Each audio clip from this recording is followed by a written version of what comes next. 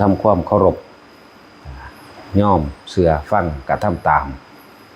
เคารพแปลว่าจังสี่เสือฟังและกระทำตาม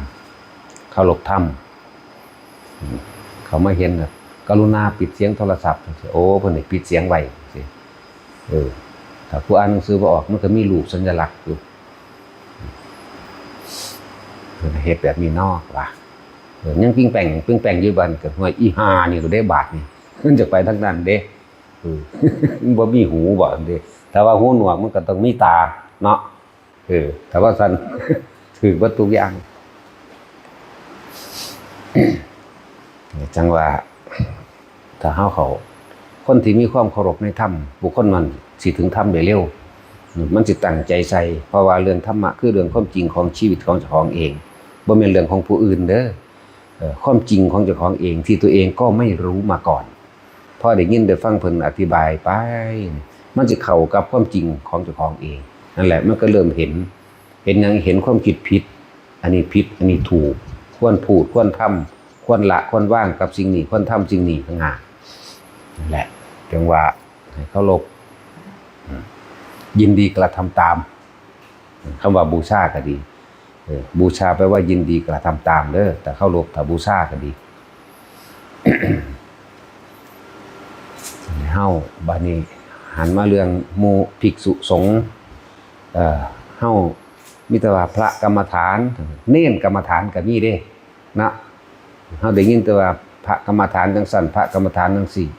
พระธุดงค์ว่าเน้นกรรมฐานก็มีเน้นธุดงค์ก็มีสิเรียบร้อยหรือบ่เรียบร้อยสิกริยามารยาทเว้าถูกต้องสวยงามหรือการเดินการคล้องผ้าคล้องบาตรยังก็แล้วแต่หรือการสวดมนต์ทำวัดนี่ขึ้นอยู่กับผู้นำเด้อ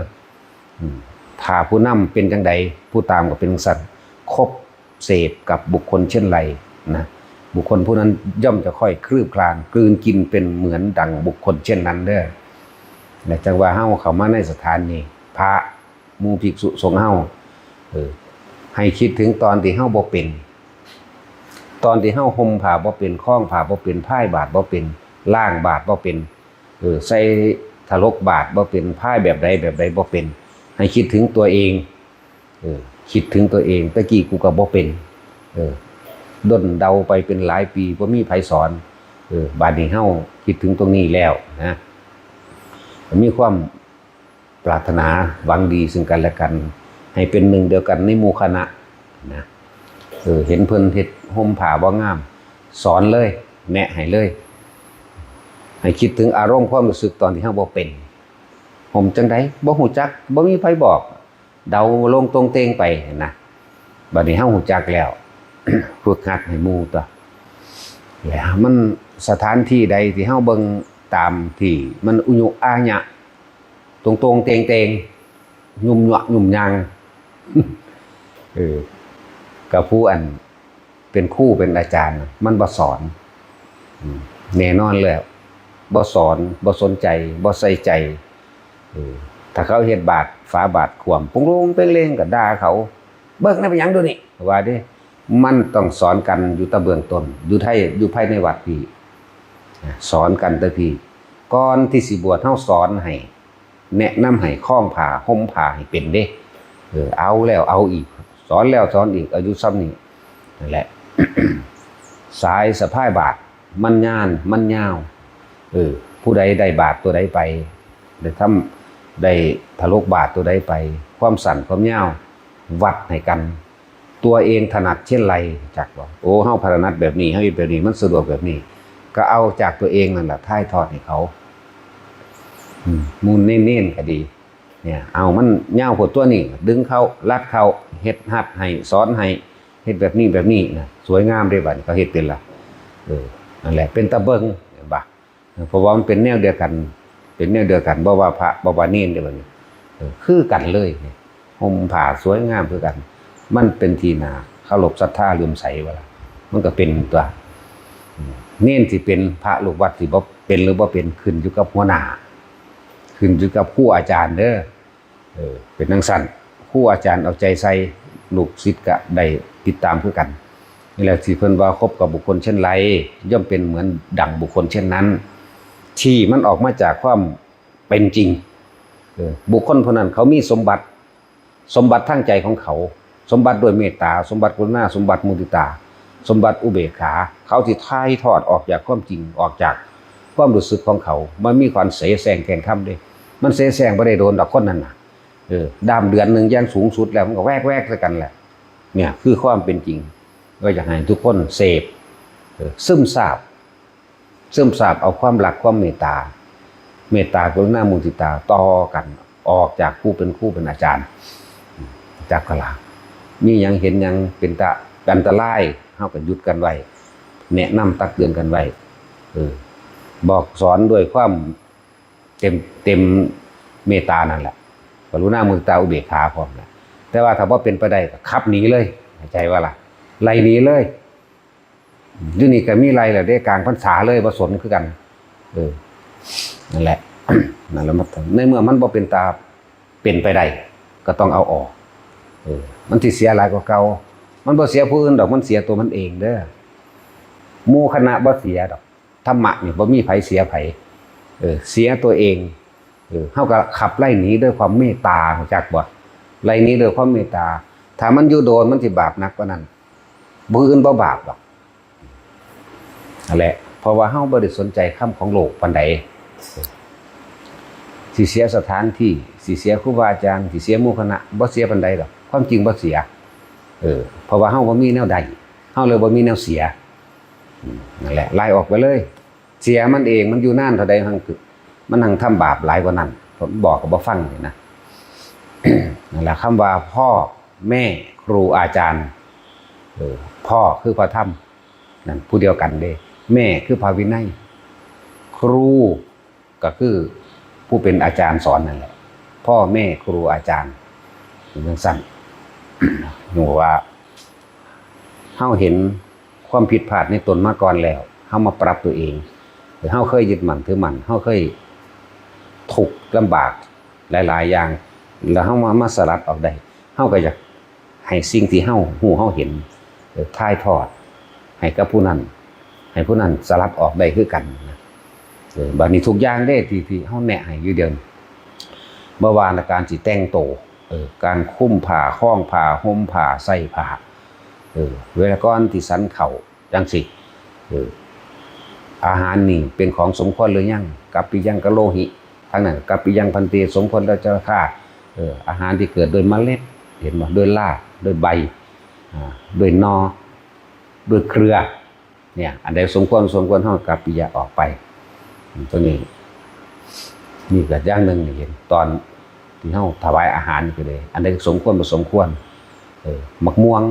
นี่เกิดโดยเมล็ดเห็นว่ามักโม่บางทีนะ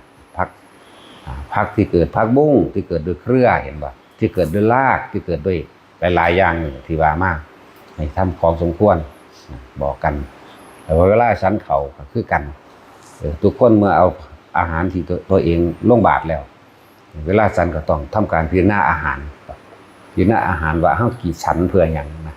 เฮาสิกินอาหารนี่เพื่อยังอัตภาพให้เปลี่ยนไปเพื่อบ่ให้เกิดความเจ็บปวดคือเวทนาไม่มันเกิดขึ้นนะสันพ่อประมาณก็ว่าไปเพื่อความยังใดเพื่อความปฏิบัติธรรมต่างหากนี่นะเนี่ยจะมีการปฏิสังขโยละว่าง่ายๆปฏิสังขโยที่ใส่ผ้าเพราะว่าอาหารด้วยกันกับเห็ดนี่เฮาแนะตลอดเลยเด้เนี่ยหน่อยนางมานำรถทองอันนี้มันมูพวกหลายก็แซวมวนเด้มันม่วนเด้เด็กน้อยอย่างสั่นให้ทองมานำรถแต่มันฟังลื่นหูดีตัวนั่นแหละจังว่าสอนเอาเด้อแนะนำเอาสำนักใดก็ช่างเฮาเบิ่งโดดอุญุอายะบ่ลงตรงเตงกะหัวหน้ามันเป็นจังซั่นล่ะบ่เอาใจใส่ลูกหลานที่จริงเฮาเกิดจากพ่อแม่เดียวกันเด้พ่อคือพระธรรมแม่คือพระวินัยหมายถึงพระศาสดาองค์เดียวกันเด้อพุ่นเด้ฝึกตนดีแล้วจึงเป็นครูเมื่อเป็นครูดีแล้วจึงมาเป็นอาจารย์บอกสอนเด้นั่นแหละมันที่สมควรกับคำว่าครูอาจารย์บ่นั่นแหละทั้งว่าให้ดูแลเอาใจใส่สามเณรนะ ลูกหลานชาวบ้านพวกเฮาเดียวกันเบิดเด้อบ่มีผู้ใดอีหยังดอกทุกคนนั่นล่ะเคยเกิดเป็นลูกเป็นเต้าเป็นพ่อเป็นแม่เป็นญาติสายโลหิตกันมาก่อนทั้งเบิดนั่นแหละอย่ารังเกียจรังแกซึ่งกันและกันเฮาที่เกิดผิดพลาดมาเคยเป็นพ่อเป็นแม่เป็นผัวเป็นเมียเป็นลูกเป็นหลานลุงป้าอาเอาเคยมีพระคุณซึ่งกันและกันเคยมีด้วยความบ่รู้เคยทำบาปทำผิดซึ่งกันและกันเด้จึงว่าให้มีความเอาใจใส่ซึ่งกันและกันแน่เฮาเกิดมาพ้อศาสนาพระพุทธเจ้าเฮาแล้วพุทธเจ้าเนี่ยอาศัยเมตตาพรหมวิหาร4นี่ได้เป็นเครื่องประสานสมานมิตรให้แก่โลกเพิ่นบ่ได้สอนเฮาแต่เพียงแค่ว่าให้ทุกคนหลุดพ้นเข้าถึงพระนิพพานแล้วแต่ว่าเพิ่นยังสอนให้ทุกคนมีเมตตากรุณามุตตาอุเบกขาซึ่งกันและกันแนะนำสั่งสอนโดยบ่ได้หวังสิ่งใดตอบแทนดอกนั่นแหละทุกคนเคยเกิดมาร่วมสมัยพระพุทธเจ้าก็หลายพระองค์อาจจะเคยเกิดเป็นลูกเป็นเต้าเป็นหลานเป็นเหลนเพิ่นเนี่ยจังซี่เพิ่นก็พยายามฝึกหัดดัดเอาแต่ว่าเมื่อเฮ็ดจังไดมันบ่ฟังความนี่แหละจังว่าถ้ามีเมตตาแล้วก็ต้องรู้จักว่าอย่าเมตตาแบบโง่ถ้ามีกรุณาแล้วก็จะช่วยเหลือแบบโง่ๆคือกันถ้ามีมุทิตาความยินดีพอใจรวมกันแบบโง่ๆแต่ว่าอันใดมันบ่อาจสามารถดัดแปลงไปได้ต้องมีอุเบกขาขับไล่ออกรู้จักบ่ล่ะนั่นแหละถ้าสอนมันบ่ได้ก็ให้นรกสอนมันเอามันมีอยู่ดอกบทสรุปนั่นน่ะเจ็บปวดแสบร้อนตกเข้าไปสู่นรกแล้วมันจื้อได้เด้นั่นแหละดัดนิสัยสันดานโดยอารมณ์ตนนั่นแหละกูสิบ่เฮ็ดอีกแล้วกูจะบ่เฮ็ดอีกแล้วมันสิจื้อได้เบิดทุกอย่างตอนที่มันเฮ็ดในโลกนี่ล่ะสิบ่เฮ็ดอีกแล้วสิเข็ดสิลาบแล้วเด้นั่นแหละจึงบอกว่าเฮาทำเต็มที่ของเฮาแล้วเบิดความสามารถแต่ว่าที่ว่าเมื่อเฮาบอกเฮาสอนแล้วถ้าเขาบ่กระทำตามเราจะไปทำอะไรกับเขาได้ต้องปล่อยแต่ว่าถ้าจะเป็นความเสียหายในบุคคลผู้อื่นหรือตัวมันเองในการต่อไปขับไล่หนีจากเวลามันเป็นสั่น คนที่บ่ยอมฝึกหัดดัดสันดานตัวเองออกได้ไปอยู่ไสก็ลำบากคือเก่านั่นแหละไปอยู่ในคณะใดหมู่คณะใดอยู่ไปคราวเดียวก็สันดานออกจากบ่สันดานออกเขาก็ขับไล่หนีต่อไปอีกเนี่ยตกระกรรมลำบากไปเรื่อยๆอยู่ผู้เดียวเมื่อสำนึกได้แม้กระทั่งในมีชีวิตอยู่ก็สร้างบ่มีใครอยากหลับอย่างสั่นจิตใจเลยเศร้าหมองไปเรื่อยเลยจนถึงตายแล้วก็ตกนรกไปจื้อได้อีกในนรกอีกบ่เฮ็ดอีกแล้วบ่เฮ็ดอีกแล้วนั่นแหละที่ดัดสันดานอย่างสั่นคือว่าหลายๆวัดหลายๆสำนักเด้อทุกอย่างที่มันเคยมีผิดพลาดมาแล้วตั้งใจไหมบ่มีไผสอนก็สร้างบัดเอาพระไตรปิฎกนั่นแหละเป็นครูพระธรรมหลายวินัยที่บันทึกไว้แล้วในพระไตรปิฎกศึกษาให้มันแม่นศึกษาให้มันตรงมันทั้งหมดมันอยู่ในพระไตรปิฎกนั่นล่ะบ่ต้องไปหาศึกษานำไผอีกก็ได้ครับแต่ว่ายังห่วงวัดยังออกจากที่ออกจากบ้านออกจากหลายๆอย่างบ่ได้ในตัวเองตั้งใจอ่านหนังสือธรรมะเดือนเดียวมันก็จบดอกนี่ยังช้าสุดแล้วช้าสุดแล้วเด้ภาษาพระไตรปิฎกฉบับ45เล่มหรือฉบับ100เล่มหรือ80เล่มก็ช่างบ่ต้องเกินเดือนนั่นแหละอ่านศึกษาบ่กูสิตั้งใจเอาใหม่แน่แล้วก็สืบสานคำสอนของเพิ่นโดยการท่องจำคำบาลีก็ท่องจำไปคือการทำวัดสวดมนต์ทุกวันเฮาเองบ่มีไผเฮ็ดก็สร้างกูสิเฮ็ดกูบ่ได้เฮ็ดเพื่อให้ผู้ใดมายกย่องเด้เฮ็ดเพื่อตัวเองเข้าใจบ่ล่ะเฮ็ดบ่ได้หวังสิ่งใดเนี่ยเฮ็ดให้จิตเจ้าของเองสงบนั่นเฮ็ดไปโลดก็ยังว่าบ่มีใครสนใจก็สิไปสนใจไผเฮ็ดหยังเฮ็ดเอาอีหยังในเมื่อทำความสงบกับตนเองแหละเป็นการทรงจำสืบธรรมคำสอนของพระพุทธเจ้าพร้อมธรรมจักรอทิตตะอนัตตลกนสูตรสวดไปนั่นแหละทางบทขออัตถธรรมเพื่อพ้นทุกข์ทางพระปริตทางพระวินัยมันมีเบิดในหันแล้วไผบ่สนใจก็สร้างมันเอาเจ้าของเองจักก็บอกว่ามันบ่มีผู้ใดมาทำความหลุดพ้นให้ไผได้เด้ตัวเองเท่านั้นเด้อเนี่ยถ้าตัวเองบ่เฮ็ดแล้วไผสิเฮ็ดให้นั่นแหละ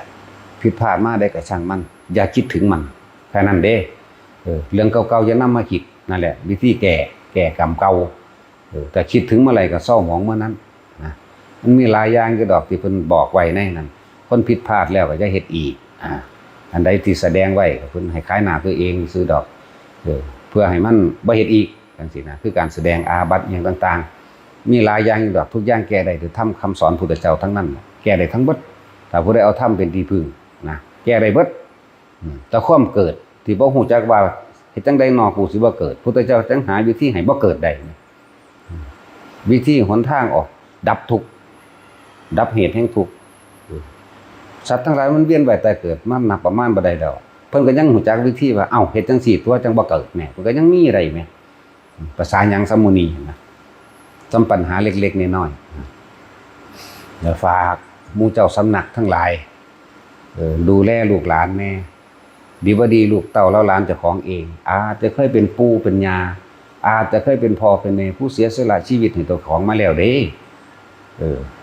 เขาอาจสิสละชีวิตเพื่อเฮามาแล้วก็เป็นไปได้ทั้งนั้นเด้อเป็นลุงป้าอาอาวเป็นพี่เป็นน้องเป็นลูกเป็นเต้าแล้วหลานของเจ้าของเองนั่นแหละนี่ฮักเข้ามาทำความรักใดที่เสมอด้วยตนเป็นมีบานิกาเมื่อรักตนเสมอด้วยตนไม่มีแล้วก็จงรักผู้อื่นเสมอด้วยตนรักตนเสมอด้วยผู้อื่นเห็นผู้อื่นเป็นดุจดั่งแขนขาอวัยวะของตนมีไหมมันลึกซึ้งให้ยังเด้มึงเฮ้ไปจังสี่แหละแม้แต่หมดแต่แม่งเลยเป็นหนึ่งเดียวกันกับเฮ้าเด้เป็นเนื้อเป็นหนังเป็นแขนเป็นขาไผสิอยากเจ็บปวดเนาะจังซั่นแหละหมู่ภิกษุสงฆ์ก็คือกันบัดนี้เวลาเฮาย่างไปตามถนนหนทางหรือตามป่าจะพากันย่างเลี้ยวขุ่นแงกพี่ให้พากันก้มๆเบิ่งทางนี่หนึ่งเฮาสิบ่ได้เหยียบสัตว์เล็กสัตว์น้อยตายสัตว์เล็กสัตว์น้อยนั่นอาจจะเป็นพ่อเป็นแม่เฮามาก่อนก็ได้เด้เป็นผู้มีพระคุณกับพวกเฮามาก่อนนี่เป็นพ่อเป็นแม่เป็นครูเป็นอาจารย์เป็นน้องเป็นอ้ายเป็นพี่ลุงป้าอาอาวมาก่อนเด้นั่นแหละจะพากันขาน้องเลี้ยวหุ่นเลี้ยวพี่นี่เห็นเพิ่นให้เพิ่นก็ยังสอนให้สำรวมตาสำรวมหูสำรวมจมูกลิ้นกายของเจ้าของเองจะพากันคึกกะน้องแต่สิว่าสำรวมอินทรีย์มันเข้าใจยากอย่าวอกแวกนะย่างก้มไปแต่ย่างในป่าก้มแน่เงยแน่แงกซ้ายแงกขวาแน่แต่ย่างในป่าเพราะว่ามันมีหลายอย่างอาจจะมีงูข้างบนมั่งข้างมั่งข้างล่างมั่งไปช้าๆย่างในป่าแต่ย่างในบ้านที่บ่มีหยังเป็นตะตกใส่หัวย่างในบ้านหรือย่างในวัดที่มันปลอดภัยดีอยู่แล้วย่างก้มๆแน่เบิ่งถ้ามีหมดมีแม่งก็จะย่างเหยียบไปเรื่อยแหมคามเอาตัวโดดขามมดขามแม่งจนเจ้าของสิล้มตายก็สร้างหัวมันไปหยังเพียงใดมันก็ตายอยู่แล้วแต่ว่าอย่าให้ผู้อื่นตายเพราะตนนะแหละขนาดนั้นเด้อแหละจังว่ารักษาผู้อื่นก็คือรักษาตัวเองเมตตาผู้อื่นก็เมตตาตนเองกรุณาหมายถึงช่วยเหลือผู้อื่นก็ช่วยเหลือตัวเองนั่นแหละมุทิตาดีใจยินดีกับบุคคลที่กระทำดีก็ยินดีกับตัวเองคือเก่านั่นแหละอุเบกขากับผู้อื่นอุเบกขาตนเองคือเก่านั่นแหละมันสิไปใส่บ่ซั่นสิว่ามันเป็นหนึ่งเดียวกันเบิดเป็นหนึ่งเดียวกันบ่แบ่งบ่แยกได้ธรรมะนี่เบิดทั่วโลกนี่เป็นธรรมะหนึ่งเดียวกันมีชีวิตเกิดมาแก่เจ็บไข้ได้ป่วยพลาดพลาดจากสิ่งที่รักห้องไห้คือกันร้อนคือกันหนาวคือกันอยากกินข้าวอยากอิ่มคือกันจังซั่นแหละจึงว่าเฮาบ่สมควรที่จะไปรังแกไปเบียดเบียนทำลายผู้อื่นประการรังแกเบียดเบียนผู้อื่นก็คือรังแกเบียดเบียนทำลายตัวเองนั่นแหละเบิดในโลกนี่บ่ว่าศาสนาใดเด้ความจริงมันเคยเกิดเป็นยากกันมาเบิดแล้วเด้เบิดเลยพูนเอธิโอเปียบ่เคยรู้จักกระสร้างนั่นแหละเพราะความบ่รู้มันจึงพัดพรากออกไปบัดนี้เฮารู้เฮาได้แนวทางกันพระพุทธเจ้าสอนไว้แล้วเดินตามเพิ่นโลดบ่ต้องไปลืมของเพิ่นดอกนั่นแหละจังว่าหมู่เจ้าสำนักผู้เป็นครูเป็นอาจารย์เบิ่งดูแลลูกหลานแน่ห่มผ้าแบบนี้คล้องผ้าแบบนี้นุ่งสบงแบบนี้รัดประคตเอวแบบนี้เอาเนื้อสะดือเด้ออย่าเลยแข็งไปเด้อหรือว่าอย่าเลยขึ้นมาหาหัวเข่าขึ้นไปเด้อมันบ่งามมันนั่นมันก็อธิบายก็อย่าแลนเด้อเวลากินน้ำนั่งลงกินเด้อเอาน้ำเข้าไปเป็นขวดบ่แม่นกินแล้วตั้งไว้ต้องถือต้องรับผิดชอบเด้อขวดน้ำเจ้าของเองเด้อสิให้ผู้ใดเมียนเอาแต่ผู้ใดบ่เมียนนั่นล่ะอาบัติเห็นบ่ล่ะเห็นบ่ภิกขุฉัพพะขี้ทั้งหลายทะเลาะกันเรื่องน้ำนี่เด้เรื่องหยังน้ำล้างก้นเด้มันธรรมดาเด้นั่นล่ะผู้ทะเลาะกันไปทะเลาะกันมาเห็นบ่ล่ะพระพุทธเจ้าหนีจากบ่ได้กินข้าวนั่นถ้าบ่ฟังความครูอาจารย์เป็นซั่นแล้วลองเบิ่งท่าแม่ มึงได้ใกล้ช่างถ้าครูอาจารย์ไปแล้วเสื่อมเบิดแต่ว่าถ้ารักษาพระธรรมวินัยแนวทางที่เพิ่นบอกไว้แสดงไว้พาเฮ็ดไว้บ่เสื่อมอันนี้นั่นแหละถึงบอกว่าถ้าจะศรัทธาก็ศรัทธาแนวทางข้อวัดปฏิบัติต่างหากแม้นครูอาจารย์สิตายไปหรือเป็นแนวอื่นไปก็ช่างข้อวัดปฏิบัติเฮายังคงเดิมนี่ซึ่งบอกว่าจะศรัทธาบุคคลเด้อให้ศรัทธาแนวทางคำสอนการปฏิบัติและเฮาจึงพยายามนิ่นบอกคนก่อนสิบวชเฮาก็สอนพากแล้วให้พระพี่เลี้ยงไปซอยกันสอนห่มผ้าห่มคุ้มแบบนั้นสบงแบบนี้ย่นสายบาทมันยาวโพดมันสั้นโพดหยังก็ว่าไปพายแบบนั้นพายแบบนี้สันเข่าม่วนพักอย่าแหนในบักม่วงอย่าแหนอันข้าวโพดจังซี่มันหมาได้นั่นก็ว่าไปตัวมันบ่ผิดเท่าวินัยดอกอันนี้จักบอกว่าอย่าแหนนี่จังผิดถ้าแหนมันคือผิดนะเฮ็ดเป็นคำๆตัวสีกซีนไก่ตีนไก่จังซี่ปล่อยเฮ็ดสดน้ำโปเกกบ่มีนั่นแหละเดี๋ยวว่าต่างๆพระกรรมฐานหลายเน้นกรรมฐานก็มีนั่นแหละว่าสอนเอาบอกเอาค่อยๆบอกให้คิดถึงตอนแต่ของบ่รู้เข้าใจบ่ล่ะนี่มันสิออกจากความเป็นธรรมชาติของมันตอนที่เฮาบ่รู้บ่มีไผบอกบ่มีไผสอนเก้อๆกังๆทั้งย่านถึกด่าเด้จักผิดจักถูกบ่รู้เห็นบ่ล่ะนี่คือความจริงที่เฮาเป็นมาคือกันเนี่ยจักห่มผ้าแนวใดจักเฮ็ดแนวใดแต่เฮาห่มไปกันด่าเฮาห่มผ้าหยังแนวนั้นคือวากวีกใส่ฮู้จักว่าบ่สอนเด้แต่ของบ่สอนอีหลีเด้นี่เฮาเป็นมาแล้วหลายๆอย่างที่มันห่มผ้าหยังแนวนั้นจังซั่นจังซี่แต่ว่าบ่สอนเฮาเนาะนี่แหละคือความผิดพลาดของครูอาจารย์นะต้องเอาใจใส่ทุกรายละเอียดตัวแม้แต่หายใจก็รู้จักบ่ล่ะหายใจก็สอนนอนก็สอนเข้าใจบ่มันขนาดนั้นเด้อย่ามานอนข้างนอกเด้ถ้านอนข้างในก็ต้องปิดประตูพร้อมเด้อผู้ใดนอนข้างนอกจังนั้นก็ปาหำออกเป็นอาบัติเข้าใจบ่ล่ะขนาดนั้นเด้บ่แม่นได้ว่าบ่มีอาบน้ำก็ต้องให้ใส่ผ้าอาบน้ำเดี๋ยวจะไปหาปาหำอาบเด้เป็นอาบัตินั่นแหละจังสั่นขนาดนั้นเด้เฮาสอนแม้แต่นอนเฮาก็ยังสอนมั้ยขนาดนั้นเด้อหายใจก็ยังสอนหายใจเข้าจับกำหนดลมเข้าแบบนั้นลมออกแบบนี้ตัวขนาดนั้นเด้อให้เบิ่งกันแต่ถ้าเฮาอยากได้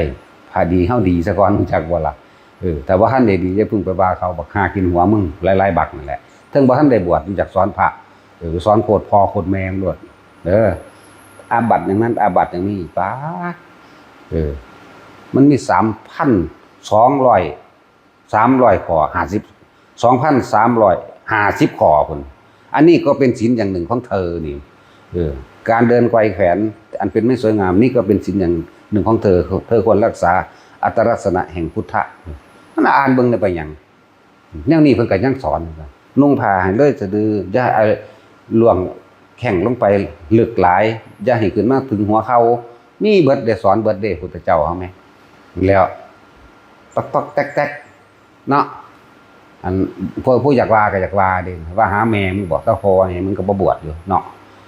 เพิ่นก็ยังบอกอยู่ว่าจากใดดีนังใดก็มาบวชเอาเองลองเบิ่งดู